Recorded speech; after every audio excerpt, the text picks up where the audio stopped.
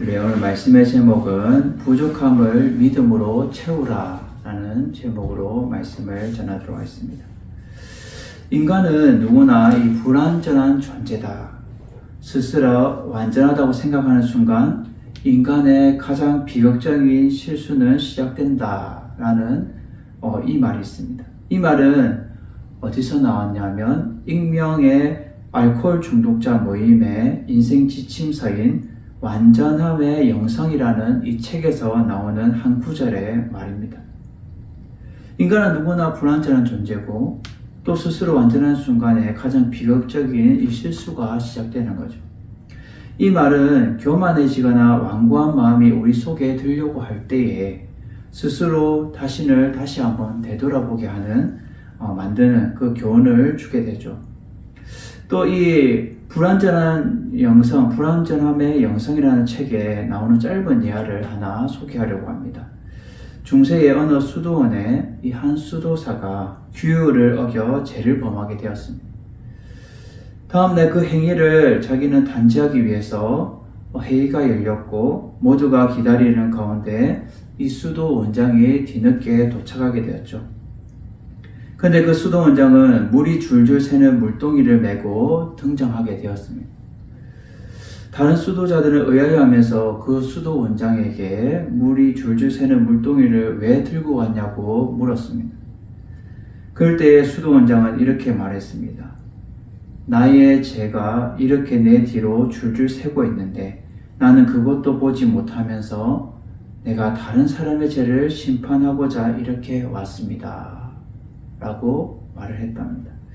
이 책에서 이야기의 결론이 제시는 되지 않았지만 이 수도 원장의 이 불완전함에 대한 진지한 자기의 고백, 이것이 다른 수도사들의 마음을 움직여서 그 규율을 어긴 그 수도자에게 간대한 처분과 죄 용서가 내려졌다고 생각이 됩니다. 신약성경에 보면 사도 바울은 우리가 자신이 완벽해 보이려고 막 애쓰고 모든 것을 내려놓아야 하는 이유를 분명하게 설명하고 있습니다. 그는 오랫동안 하나님의 율법을 완벽하게 지키려고 애썼던 자가 이 사도 바울이었죠. 하지만 예수님을 만난 후에 그의 인생은 모든 것이 변화되었습니다. 사도 바울은 자신의 노력만으로 하나님 앞에 온전하고 오를 수 있다면 예수님께서 죽으실 이유가 없다는 사실을 깨닫게 되었죠. 우리 말씀 한번 찾아볼까요? 갈라디아서 1장, 신약성경 갈라디아서 1장 11절에서 16절 말씀입니다. 제가 봉독해 드립니다. 형제들아, 내가 너희에게 알게 하노니 내가 전한 복음은 사람의 뜻을 따라 된 것이 아니니라. 이는 내가 사람에게서 받은 것도 아니고 배운 것도 아니고 오직 예수 그리스도의 계시로 말한 것이라. 내가 이전에 유대교에 있을 때 행한 일을 너희가 들었거니와 하나님의 교회를 심히 박해하여 멸하고 내가 내 동족 중 여러 영갑자보다 유대교를 지나치게 믿어 내 조상의 전통에 대하여 더욱 열심히 있었으나 그러나 내 어머니의 태로부터 나를 택정하시고 그의 은혜로 나를 부르신 이가 그의 아들을 이방에 전하기 위하여 그를 내 속에 나타내시기를 기뻐하셨을 때에 내가 곧 혈육과 비논하지 아니하고. 아멘. 결국 이 사도 바울은 자신의 노력으로 살아왔고 율법에 완전히 심취되어서 빠져있던 자였죠. 근데 그는 한 예수 그리스도를 만남으로 통하여서 그 완벽하고자 했던 모든 것을 노력들을 다 내려놓았을 때에 다시 말해서 예수 그리스도로 말미암아 자신이 죽어졌을 때에 자기 안에 살아계신 예수님을 경험하게 되었죠. 2장 21절도 한번 보겠습니다. 갈라디아서 2장 21절 제가 봉독합니다.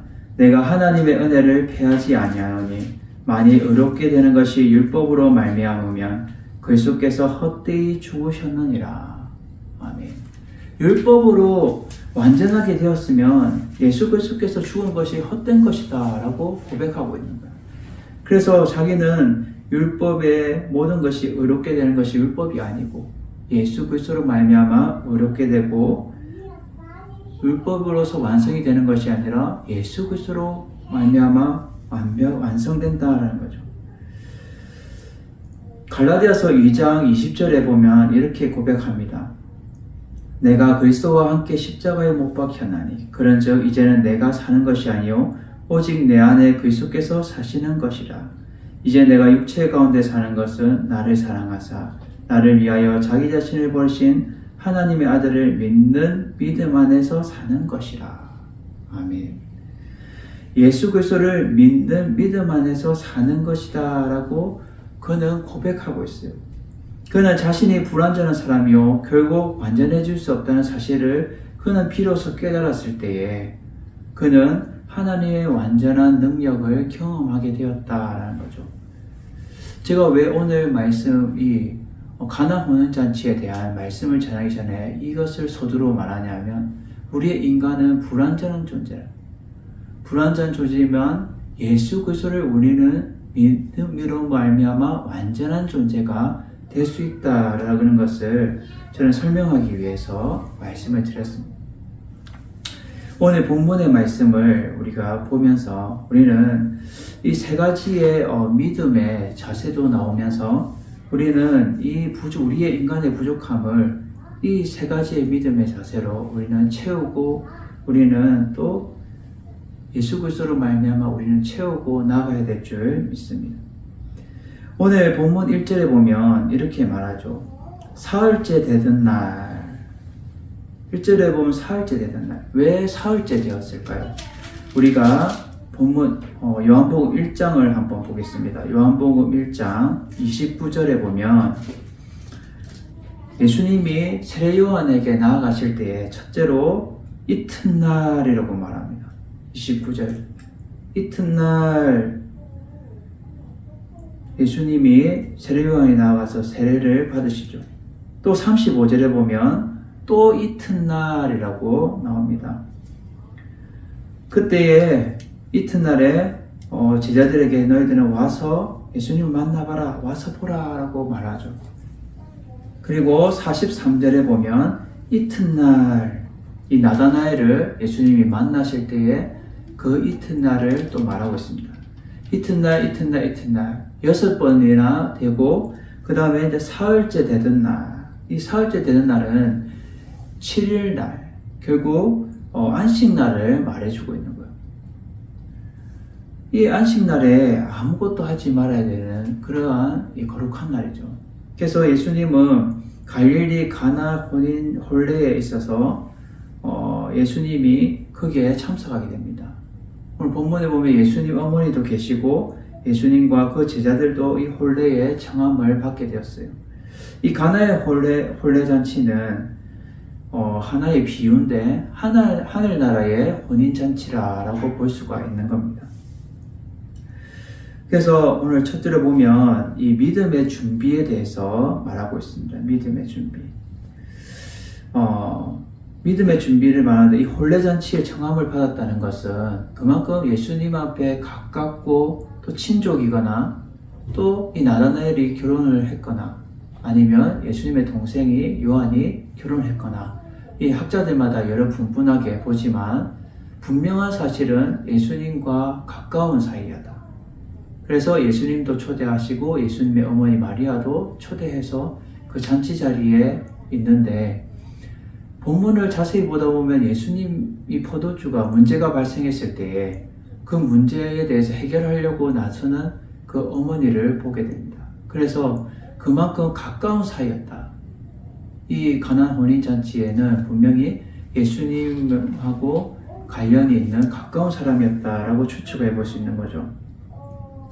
첫째로 우리는 믿음의 준비가 필요합니다. 3절에 보면 포도주가 떨어진지라 문제가 먼저 발생하게 되죠. 막 잔치가 흥에 겨워서 이렇게 즐겁고 막 기쁨의 잔치가 되어야 되는데 그 기쁨이 이 흥이 깨지게 된 거예요. 그 흥이 깨지게 된 것이 이 포도주가 떨어지게 되었습니다.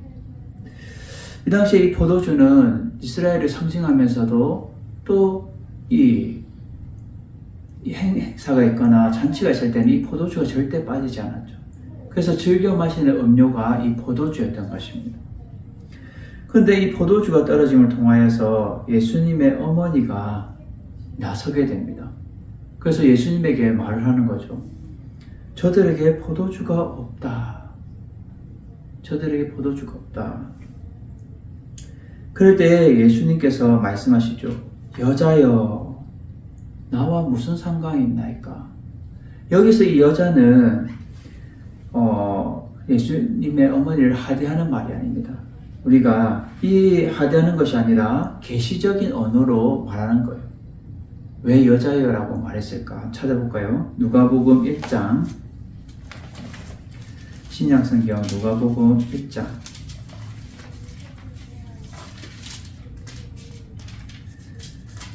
41절에서 45절 말씀을 제가 봉독해 드립니다. 엘리사벳이 마리아가 문안함을 들으매 아이가 복중에서 뛰노는지라. 엘리사벳이 성령의 충만함을 받아 큰 소리를 불러 이르되 여자 중에 내가 복이 있으며 내 태중의 아이도 복이 있도다. 내 주의 어머니가 내게 나오니 이 어찌된 일인가? 보라, 내 문안한 소리가 내 귀에 들릴 때에 아이가 내 복중에서 기쁨으로 뛰놀았다. 주께서 하신 말씀이 반드시 이루어지라고 믿은 그 여자에게 복이 있도다. 아멘. 지금 이 예수님의 어머니 마리아가 예수님을 가졌을 때에 자신의 이 사촌인 엘리사벳을 찾아가게 됩니다.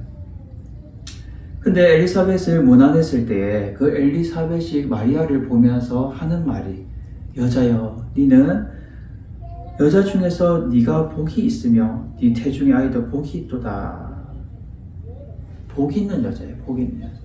이 복 있는 여자에게 예수님이 하대를 하겠어요. 자신의 어머니 복을 받았고 하나님 앞에 먼저 복을 받았고 하나님 앞에 먼저 칭찬받은 그 여자인데, 근데 예수님이 왜 여자여라고 했냐면 예수님 자신도 하나님의 아들이시면서 하나님으로서 지금 얘기를 하는 거예요. 하대하는 말이 아니에요. 계시적인 언어예요. 여자여 라고 지금 말하는 거죠. 그래서 뭐라 말합니까? 나와 무슨 상관이 있나이까? 하나님의 일과 이 인간의 일은 나는 상관없다는 거예요. 지금 그리고 뭐라 말해요? 내 때가 아직 이르지 않았다는 거예요. 내 때는 뭐예요? 예수님이 하나님의 영광을 위해서 십자가에 달려 돌아가실 그때가 아직 이르지 않았다는 거예요. 이르지 않았는데 왜 내 때가 아직 이르지 않았는데 내와 무슨 상관이 있기에 이 일에 내가 앞장을 서야 됩니까? 라고 지금 말씀하고 있다는 거죠. 그럴 때에 어머니가 그 말을 듣고도 어떻게 또 믿음의 준비의 모습을 보여줍니까?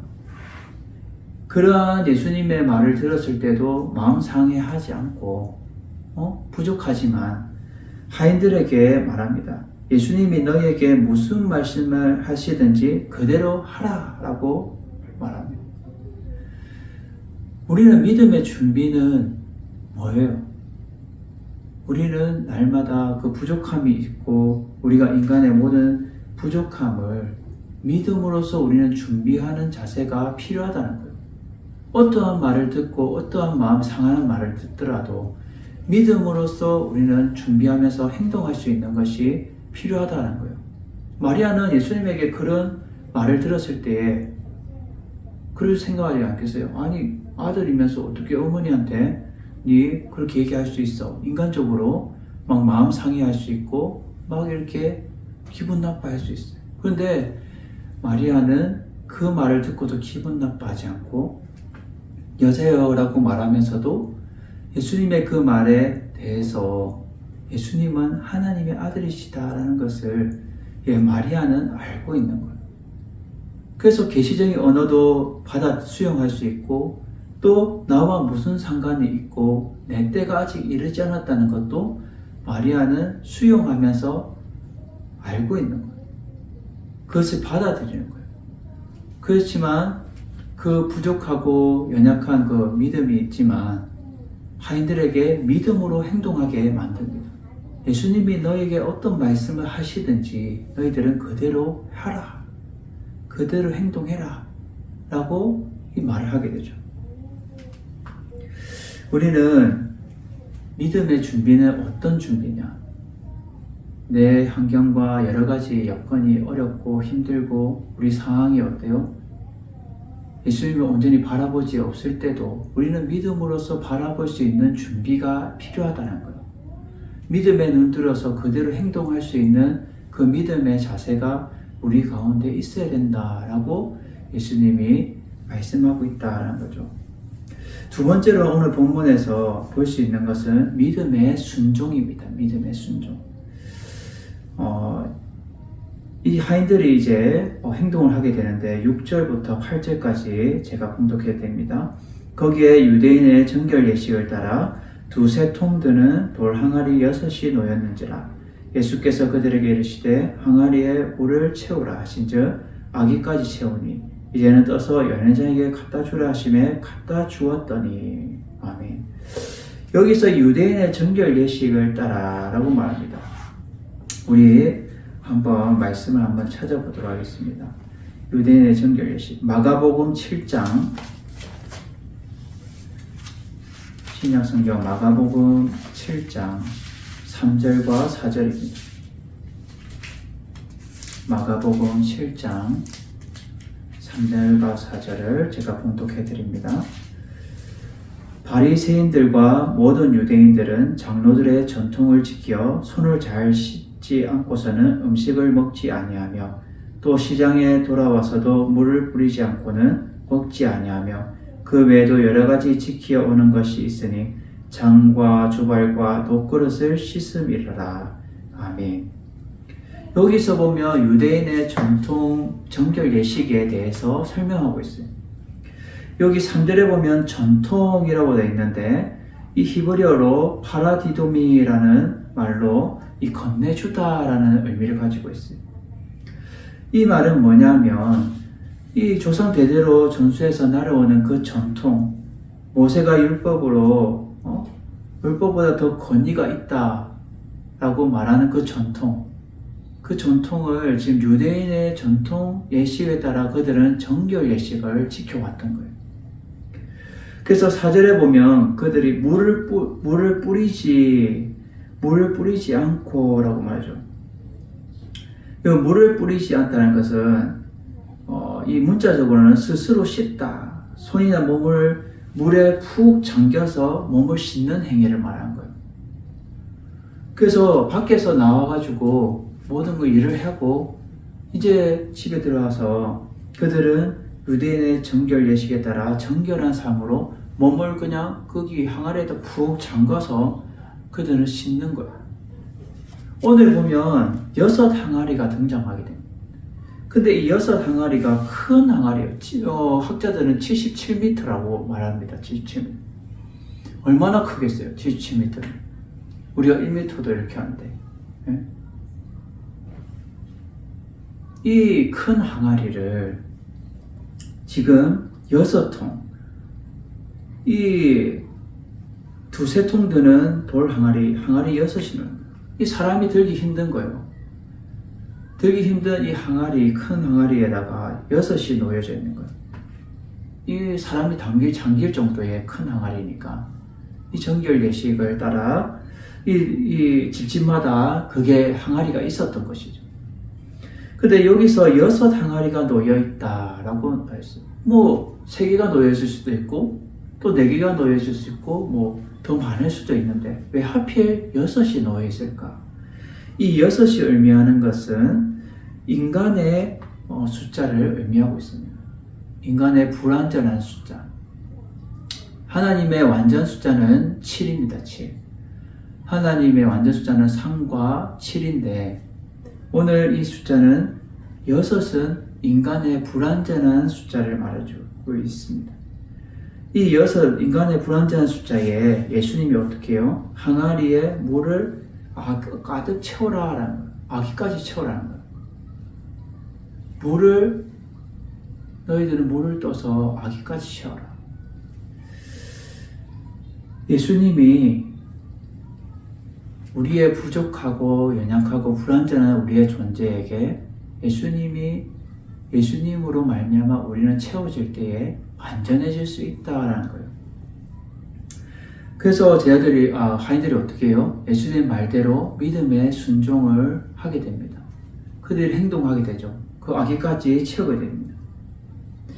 그리고는 어떻게 또 믿음의 행동을 합니까? 그들은 이제 떠서 연회장에게 갖다 주라 라고 말하죠.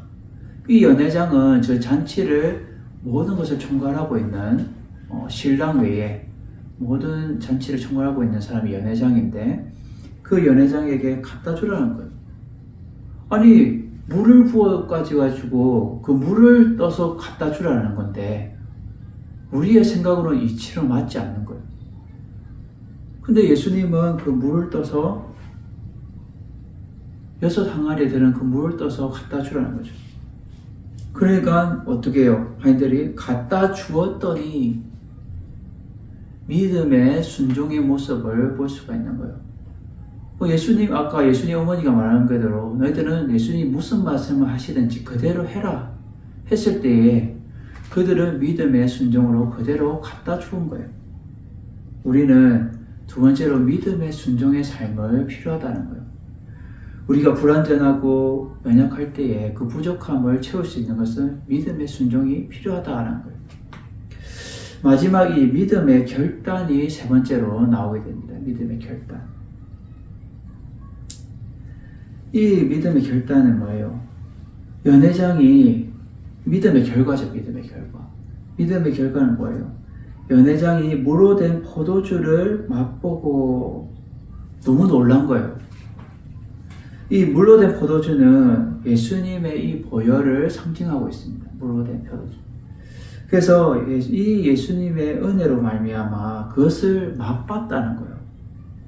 맛보고 어디서 났는지 알지 못하되 물돈 하인들이 알더라라고 해요. 그래서 연회장이 너무 기뻐서 어떻게 해요? 신랑을 부른 거예요.